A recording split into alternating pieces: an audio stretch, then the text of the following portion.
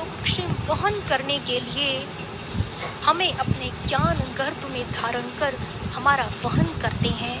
परंतु इतना ही नहीं, इसके साथ साथ वो हमारा भौतिक योगक्षेम भी स्वयं वहन करते हैं।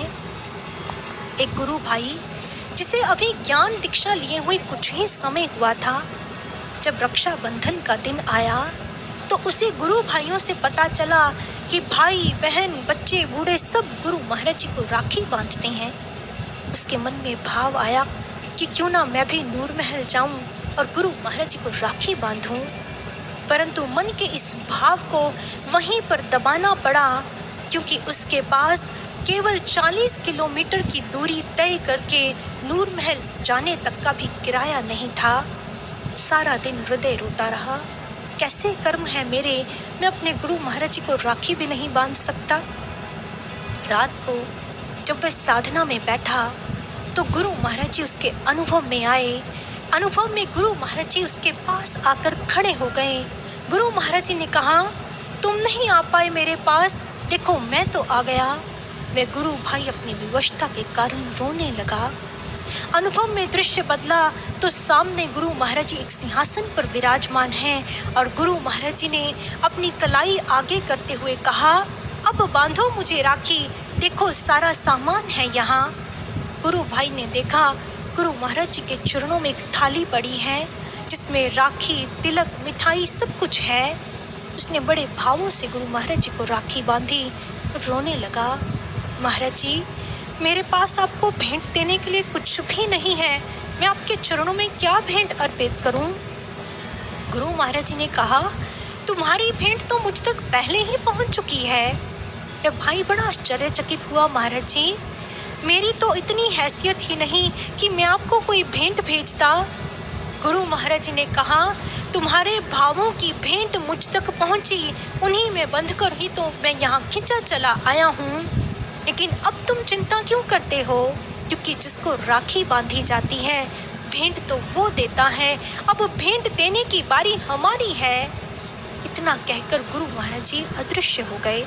उस गुरु भाई ने बताया कि उस दिन के बाद उसके जीवन की परिस्थितियां ऐसी बदलती गईं कि कहाँ उसके पास किराए तक के पैसे नहीं थे, लेकिन आज उसके पास उसके और उसके परिवार के निर्वाह के लिए और गुरु दरबार में सेवा में अर्पित करने के लिए पर्याप्त आर्थिक सामर्थ्य है। परंतु साधकों, हम सब के लिए यहाँ पर केवल एक ही शर्त है कि हम में ना ही कोई मांग हो ना ही कोई स्वांग हो। हम अपने जीवन के कर्म क्षेत्र में ईमानदार पुरुषार्थ तो करें, लेकिन ऐसा भाव नहीं कि जैसा किसी के साथ हुआ, जैसा फलां के जीवन में गुरु महाराज जी ने घटित किया, वैसा मेरे साथ क्यों नहीं। क्योंकि हमारे गुरु महाराज जी तो हमारे कर्म संस्कारों को देखते हुए हमारे कल्याण के लिए सदैव हमारे हित में ही करते हैं। बाकी सब तो गुरुतर विषय है, गुरु के उच्च स्तर का विषय है कि हमारे कर्म संस्कारों को काटते हुए हमारे कल्याण के लिए हमें कब, कितना और क्या देना है और क्या नहीं देना।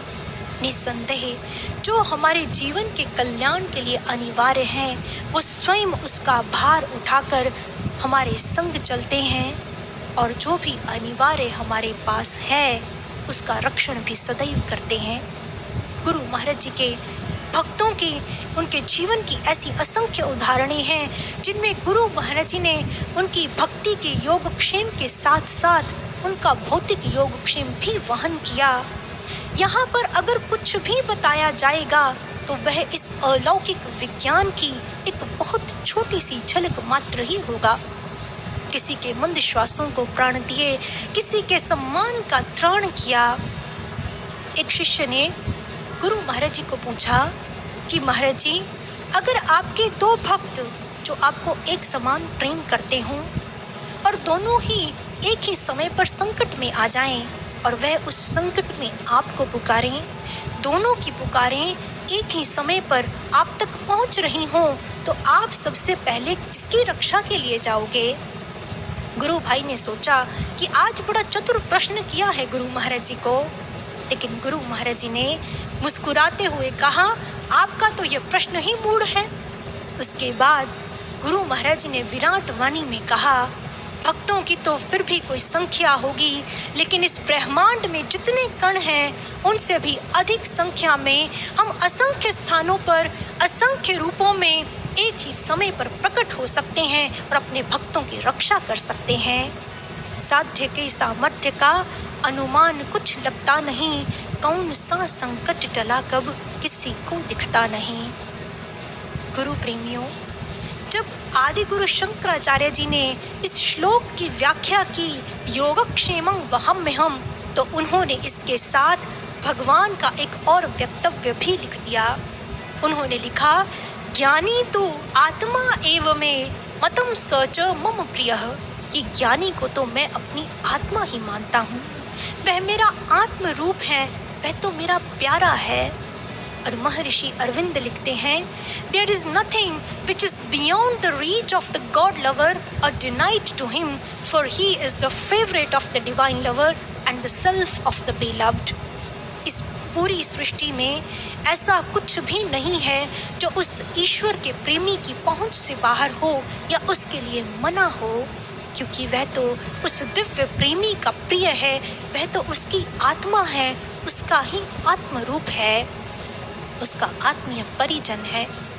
और गुरु प्रेमियों, हम चाहे अभी अनन्य भाव वाले भक्त बने हैं या नहीं बने, लेकिन गुरु महाराज जी ने हम सबको अपने प्रिय आत्मीय जनों के रूप में स्वीकार किया है, और जीवन में इससे बढ़कर और कुछ भी पाना शेष कहाँ रह जाता है।